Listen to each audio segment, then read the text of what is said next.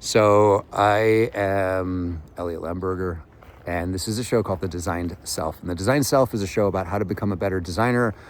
I had a 25-year career as a designer. I was a head of design at Tesla for a couple of years. I helped create the Ring video doorbell. I spent 15 years in advertising.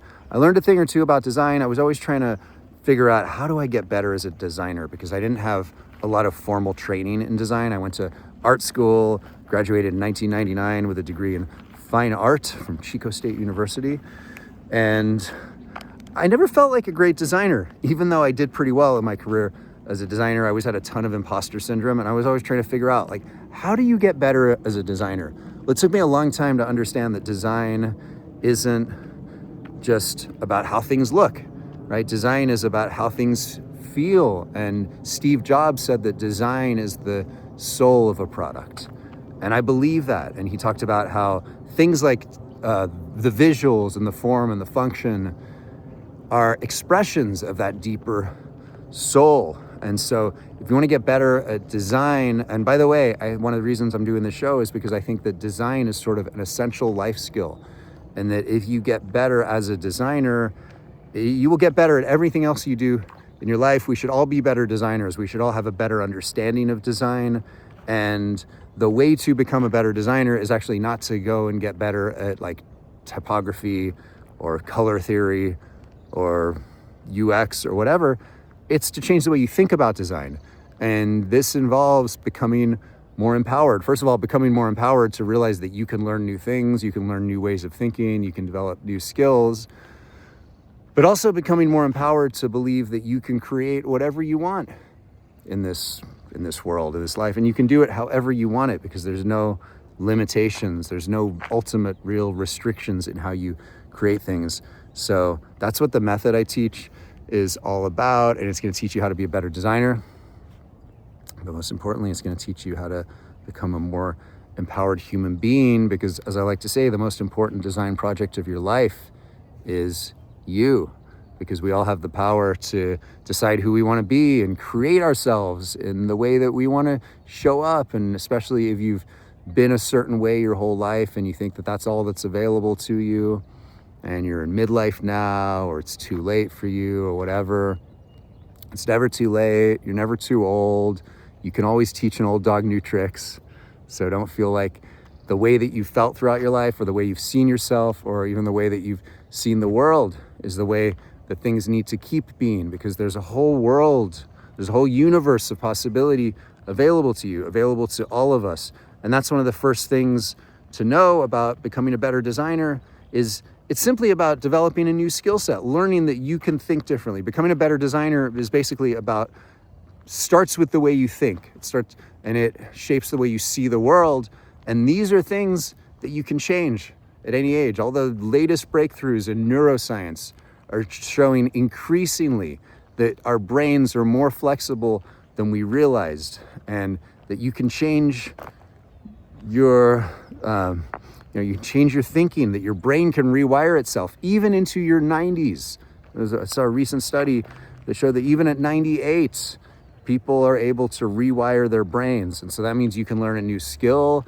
It means you can learn to see the world differently. It means you can learn to see yourself differently. And that's what my approach is all about. So today I was going to talk about step 2. Step 1 of Scale, which is the name of my process that I developed over 25 years to help companies ship more effective products and help individuals be better designers. My process is called Scale, and it's called Scale because it'll help you scale whatever you're doing. And so step 1 is see your destination. I talked about that yesterday. And see your destination is just about getting clear on what you want, realizing that anything is possible for you. If you're trying to become someone or you're trying to create something, step 1 is just, what do you want? Get clear on it. There's something you want in your life right now, whether it's for yourself or whether it's in something you're working on. Allow yourself to get clear on what the best possible outcome is. So that's what step 1, I talked about it a lot more yesterday. But now today, step 2 is the C, and it's chart the course. And so here's what you're going to do now that you've gotten a clear picture of what you want, what that goal looks like for you, what your point B is. You're going to say, how am I going to get there? And this is where you're going to rely on your own wisdom and your own intelligence, and not go like actually look for someone else to tell you what to do, but there's something in your life that you want, there's something that you want to have different than how it is today. So this is where you got to ask yourself, what can I do? What's within my power?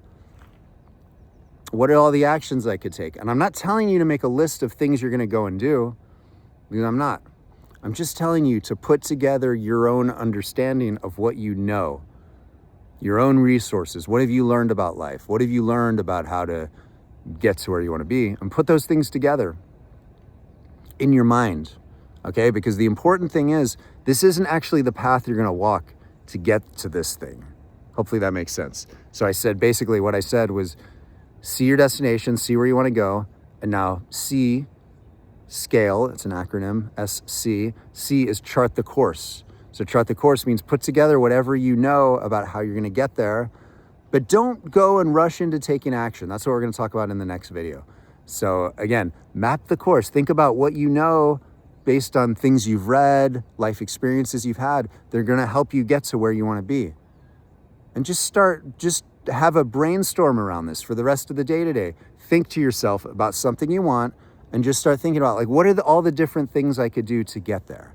What are all the different things I can do to get there? But the thing I'm going to tell you is the path to that thing is actually easier than anything you're going to come up with. But this is a process, and this step of the process is about charting the course. So chart the course. And if it's a design, and it's the same thing with design, it's the same thing with any goal you want to achieve. If you want to build a website, for example, chart the course. Go in your mind through everything I'm going to do. Like, okay, I'm going to go on Wix. I'm going to go and research some design inspiration. I'm going to read this article I saw a week ago that I didn't get a chance to properly sit with. You have these things inside of you. So if there's something you want to produce, again, go within yourself and draw on your own internal resources to put together everything that could lead you to that outcome based on what you know now. That's it for today, and I'll see you tomorrow with the next step. So stay tuned. Thanks for tuning in.